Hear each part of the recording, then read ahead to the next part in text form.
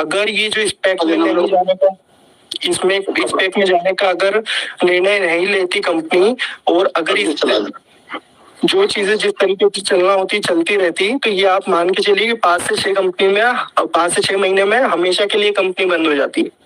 लेकिन ऑनर की तरफ से ये माइंड में थॉट आया कि इस कंपनी की जब इतनी कम्युनिटी हो गई है तो हमें इस कम्युनिटी को और बढ़ाना चाहिए, हमें इसे और एक्सपांशन करना चाहिए।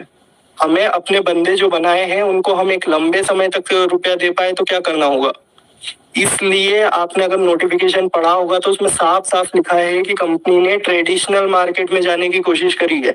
नई चीजें कितनी भी कुछ बढ़ जाए, आप देखेंगे कि भले ही नई नई क्रिप्टो कॉइन्स आ जाते हैं या दूसरी चीजें आ जाती है, लेकिन स्टॉक में जो मार्केट पड़ा है, जो स्टॉक में पैसा पड़ा है, वो कहीं पर भी नहीं है। वहां पर ट्रिलियंस में पैसा है।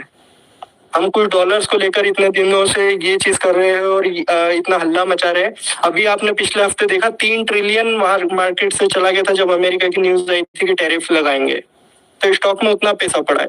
तो कंपनी के पास एक ही सहारा था कि या तो जिस तरीके से चल रही है उस तरीके से चले और 6 महीने में सबका पैसा लेके निकल जाए मार्केट से।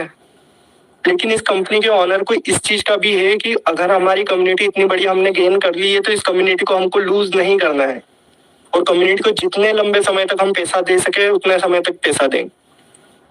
इसलिए कंपनी ने स्टॉक में और अभी के सबसे ट्रेंडिंग टॉपिक क्रिप्टो में, जो 2022 में एनएफटी था वो अभी के लिए क्रिप्टो है, तो क्रिप्टो में अपना कॉइन लॉन्च करने की कोशिश करी है। अब इस पैक के लिए 3 क्राइटेरिया होते हैं। 3 क्राइटेरिया में क्यों सितंबर 2025 के पहले बोल रहा हूँ कि सितंबर 2025 के पहले कदम लेना ही था। एक कंपनी को या तो बोला जाता है कि 3 साल में आप आइए और 3 साल के पहले अपनी कंपनी लिस्ट कर लीजिए, आपके लिए क्राइटेरिया कम लगेंगे, वो भले फंड में हो, वो भले कम्युनिटी में हो या दूसरी चीजों में हो, आपके लिए रूल्स भी थोड़े नए रहेंगे क्योंकि नई कंपनी है तो थोड़ी सी आपको रियायत भी मिलेगी।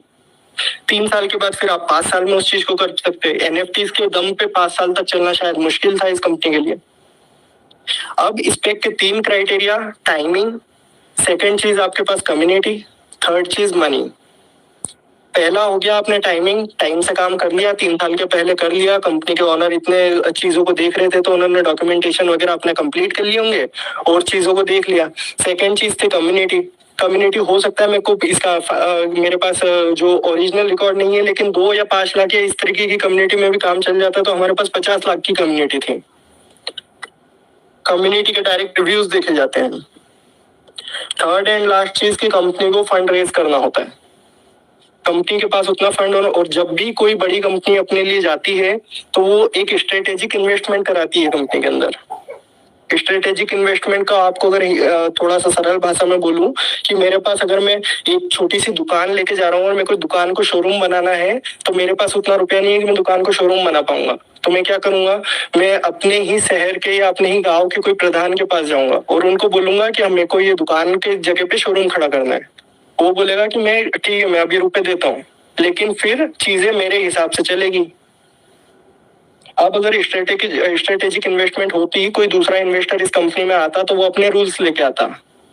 वो नहीं देने देता कि लेवल 1 का बंदा जो आज जुड़ा है वो 1.8% डेली का नहीं कमाएगा, उसको घटा के 0.5% करो।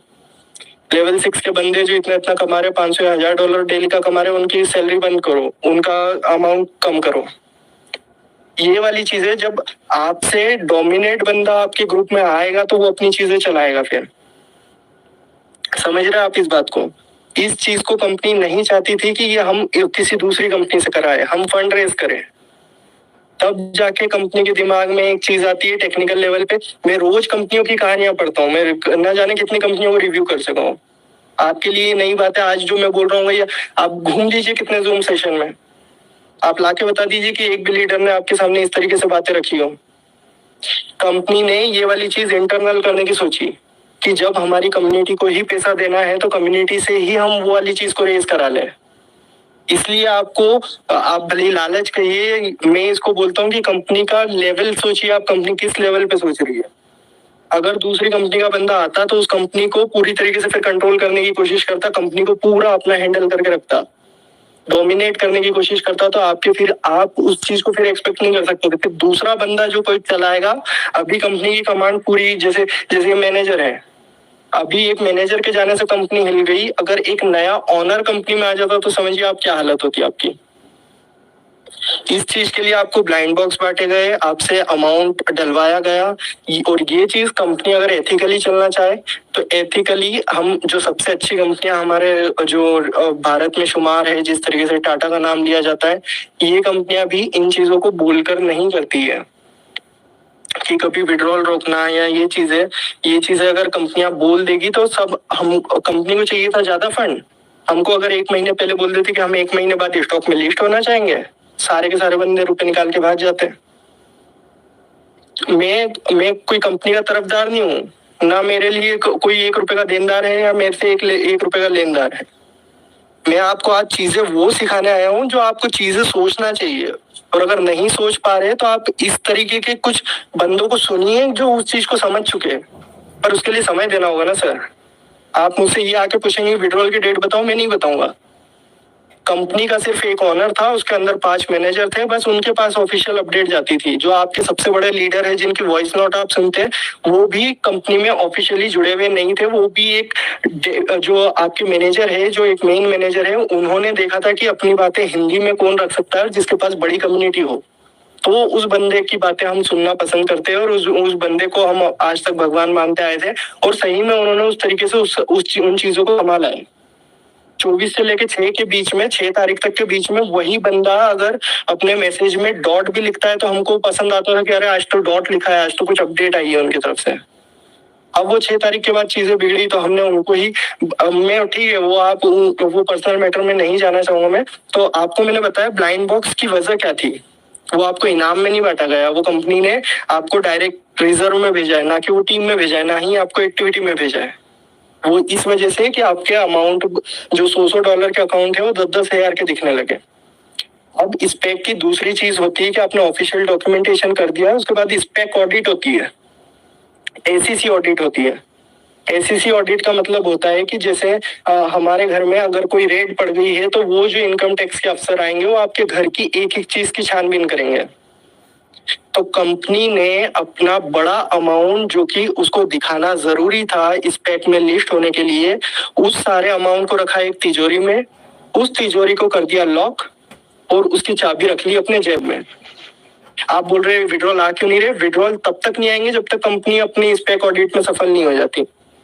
जो एसीसी ऑडिट करेगी वो क्या चीज करेगी, आपने अगर बताए मेरे पास 116 रुपए 52 पैसे है, तो वो 1 हफ्ते बाद भी जब तक वो ऑडिट पूरी नहीं हो जाती वो आके पूछेगा कि 116 52 पैसे में मुझे 2 पैसे का हिसाब नहीं मिला, क्या आप वो 2 पैसे का हिसाब देंगे?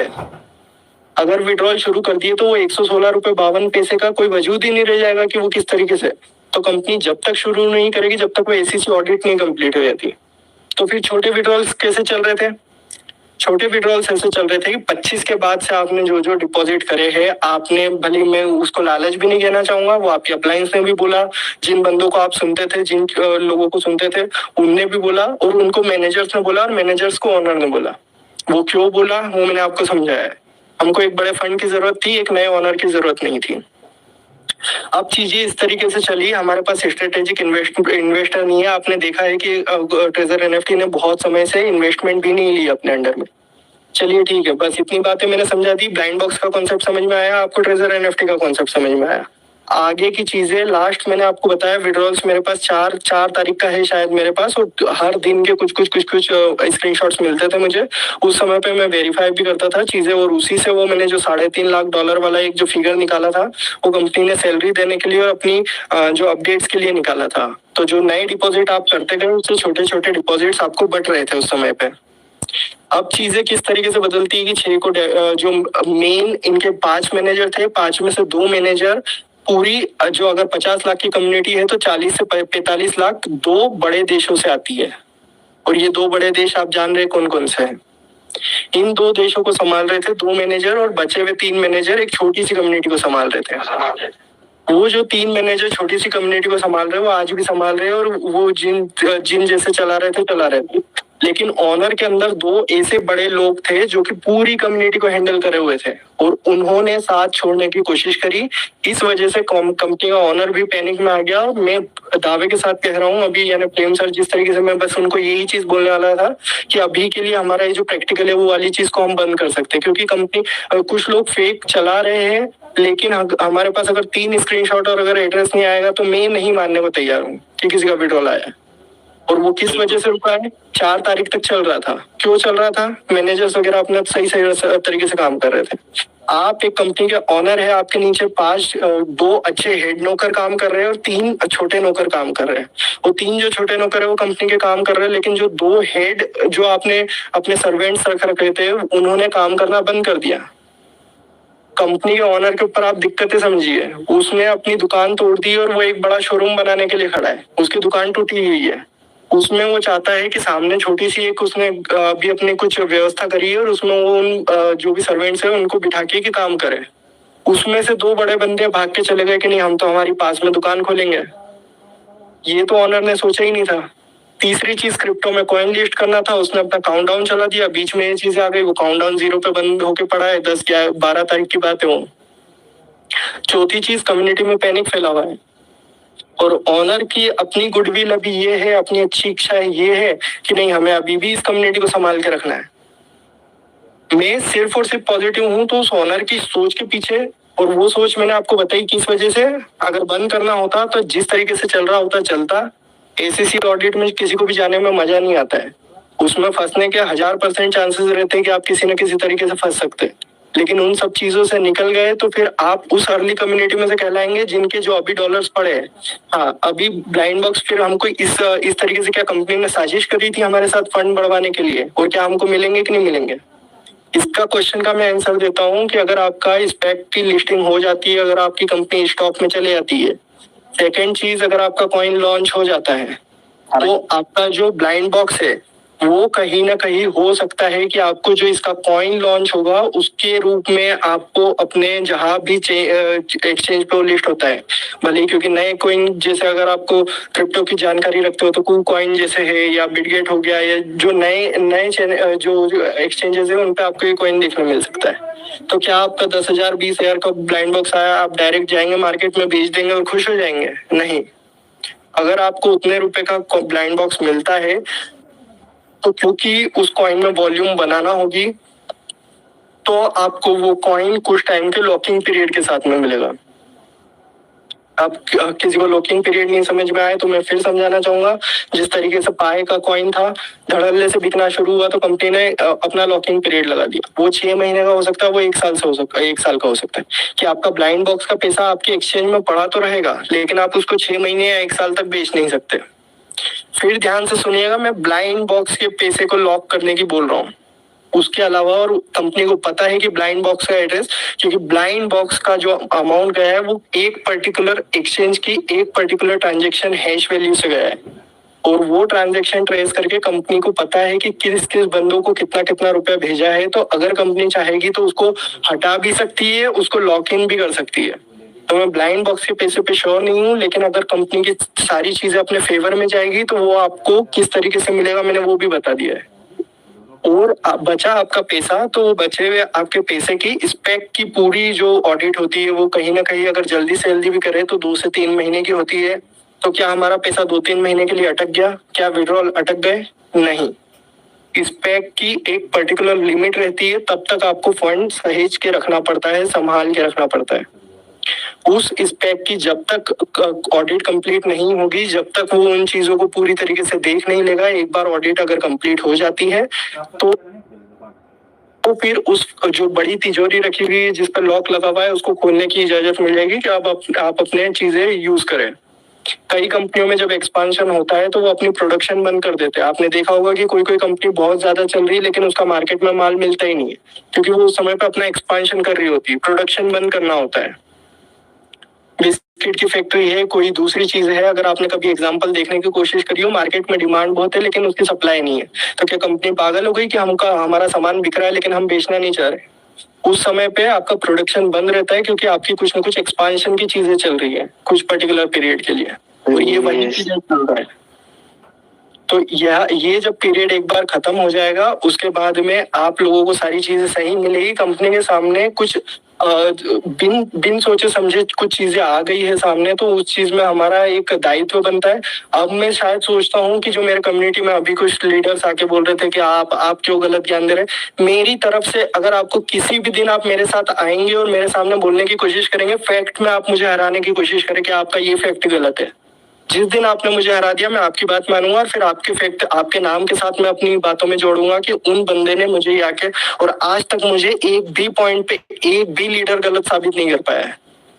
अगर मैं बोल रहा हूँ तो लेवल 6 के बंदे तक ने सुना है और उन्होंने आके ये बोला है कि हम 3 साल से इस कंपनी में जुड़े हुए हैं, हम 30 साल से नेटवर्क मार्केटिंग में जुड़े हुए हैं, लेकिन ना तो लाइव में हमको किसी ने नॉलेज ऐसा दिया, ना हमको किसी मीटिंग में ऐसा नॉलेज मिला।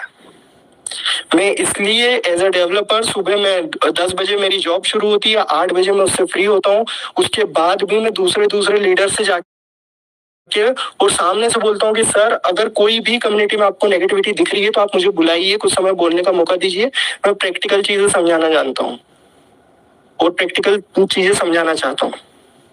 वही अरविंद सर को कम्युनिटी में उस समय कुछ पैनिक था, कुछ चीजें ऐसे क्वेश्चंस आ रहे थे, उन क्वेश्चंस को मैंने उस समय पे हैंडल किया था। वही अरुणा नेगी मैम ने उस दिन बोला था कि इस तरीके की चीजें चल रही, लेकिन आज प्रैक्टिकली चीजों को समझाया तो कम्युनिटी में थोड़ा सा पैनिक कम हुआ है। वही आज ये प्रेम सर की कम्युनिटी में मैंने आने की कोशिश करी है और मैं उम्मीद करता हूँ कि आपको अपने सवालों के जवाब प्रैक्टिकल तरीके से मिले होंगे कि क्या चीजें थी, किस वजह से आपको ब्लाइंड बॉक्स मिले थे। आज के पहले अगर आप रीजन नहीं जानते थे ना, तो अब जानिए कि रीजंस क्या थे। प्रेम जी आपने बहुत बहुत आपका धन्यवाद, आपने इतनी बड़ी कम्युनिटी के सामने इतना समय दे रहे हैं, आप इतने ध्यान से सुन रहे हैं और दूसरे लीडर सुन पा रहे हैं। मैं उम्मीद करता हूँ कि आपका टाइम वेस्ट नहीं हुआ होगा और आपको कुछ चीजों का, अरविंद सर को भी मैं धन्यवाद देना चाहूंगा, प्रेम जी आपको भी धन्यवाद देना चाहूंगा कि आपने मुझे इतनी देर तक। Thank you sir, thank you so much, आपने इतना एजुकेशन सेशन दिया, बहुत बहुत शुक्रिया आपका, थैंक यू। नितिन जी अरविंद आपको थोड़ा, नितिन सर मैं मनोज बोल रहा हूँ। Hello Nitin sir. जी सर।